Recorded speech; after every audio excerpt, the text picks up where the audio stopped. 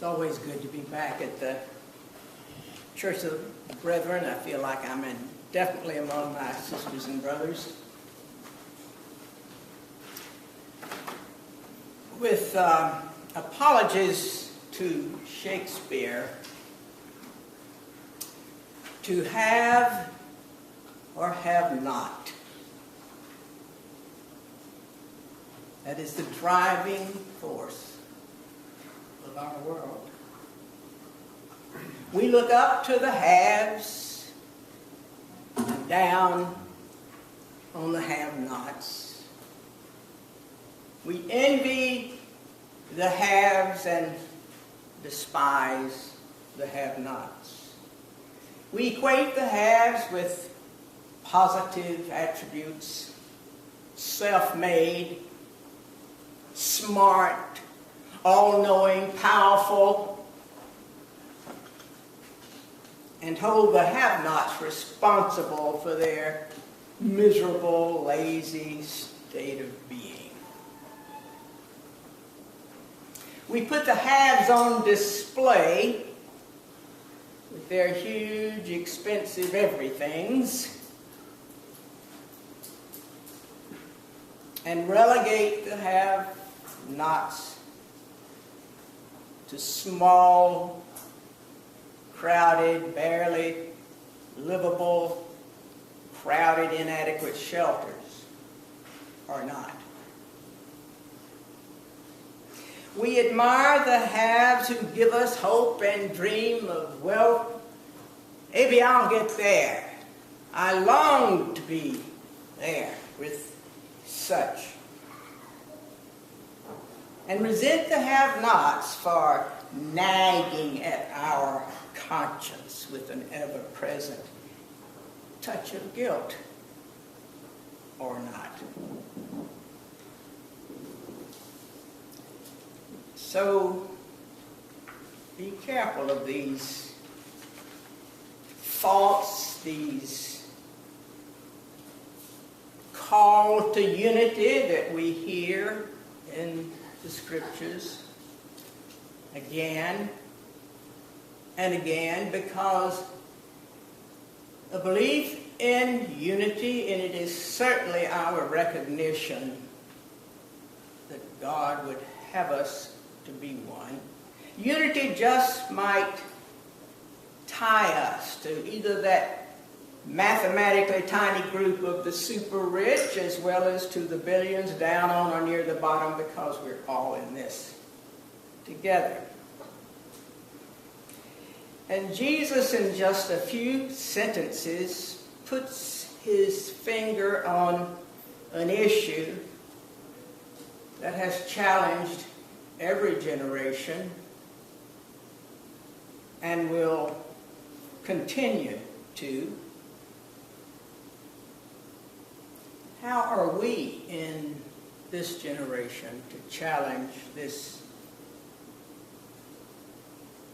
call to unity? To our concept, when we get close to it, the meaning of the love of Jesus. A number of things come to my mind.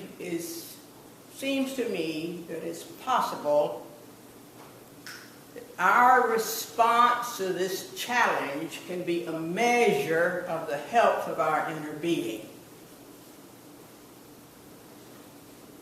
Is my inner spirit one of generosity, genuinely,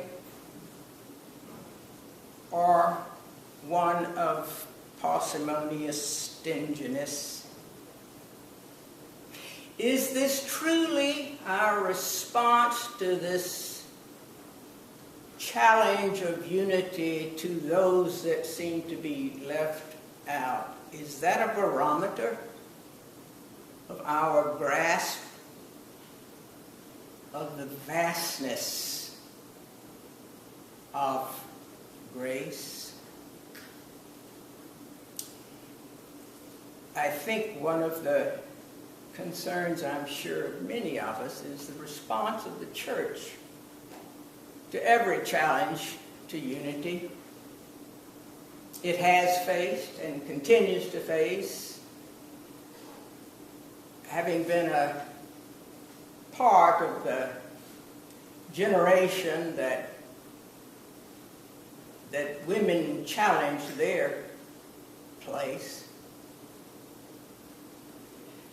And the sadness sometimes with it, which I watched, our culture began to move forward with that, and when the church saw it was, they got at the back of the line so that they would be in line.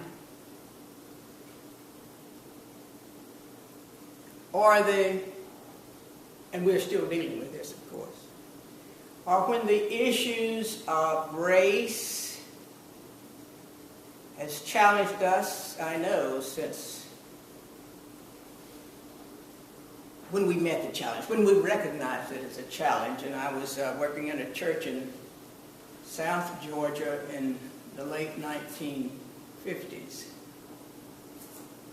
when there was talk of desegregation. And yet, as a member of a small church group, hiding in people's living rooms to establish a group called HOPE, Help Our Public Education. Again, some of the church chose to lead, some got to the back of the line.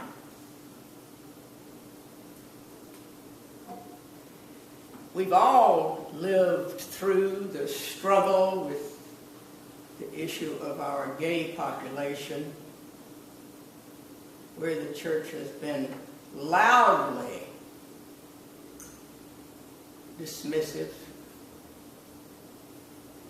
Although some are beginning to strive to get to the front of the line, which has been an awesome issue to watch, as it seems to now that it is moving quickly. But the challenges remain. What are we to do with these people that want to come across our borders and have the good that we have? Will we be willing to share? But I think the strongest challenge that I see to my faith is, what does this have to do with the state of my inner spirit, my attitude toward the issues of unity and who is excluded and excluded? Does that bring about a sense of longing that peace would abound, or worry that I don't want to respond to that challenge? And you know, of course, you can't get far, especially in the Gospels of the New Testament, without being confronted with this again. And here we come, again and again and again, dealing with this issue to the point of some of us might say, oh, again. But it's all of this, I think, has been brought out very dramatically in our current political scene, where the forces of difference are dramatically drawn out. They're always there, but we see them in full technicolor, widespread, spoken very clearly, lived out very clearly. And then the challenge to unity, for unity. It is my hope that as we live with and see, more than ever we can see, the division of our world, that we will long in our hearts to seek unity, that we will look at what are my drawbacks? How is it that I tell myself that it's not my responsibility? And if it is my responsibility, what do I do? I think many of us have good hearts and wish that we might do something and often aren't quite sure what it should be. I was talking to a clergy friend of mine in Charleston. She's retired, like I am, long since. She's always been concerned about West Virginians and now very, very concerned about the floods and the incredible tragedy, the unpredictable length of time it's going to take for so many people to ever see a normal life again. So we've been brainstorming, and I hope you will join us. Obviously, we can give money, but it occurred to me that some of the stuff I have gotten from my years of dumpster diving might be channeled to someone that needs it, because most of the time I certainly don't. And there's no better place to find good stuff than in construction dumpsters. Now that sounds perhaps a bit silly, and I don't have that much, but I've got a bucket, for instance, of little PVC connectors. Now, I think that's a big deal, and somebody down there will need those, and there's no Lowe's close by to get them if they had any money, if they got far enough in the front of the line to get them, and there must be many things like that. So Margot has agreed to try to find out the possible, especially Clay County. It seems to be the absolute worst. Clay County doesn't have stores, doesn't have structures of leadership. Who's going to call the shots? Who's going to move in and say, let's get this done, and here's how we do it? We all have talents to contribute to that arena. I understand there's a group that goes down from, I always called it Drunken Chapel, Suncrest United Methodist Church on Saturdays to do what they can so that opportunity is always there as we seek to deepen our faith. The, I think, exciting opportunity to really engage with others who struggle to find the life that we live. It's very difficult to empathize with someone until you're there. And then you know. And then you recruit.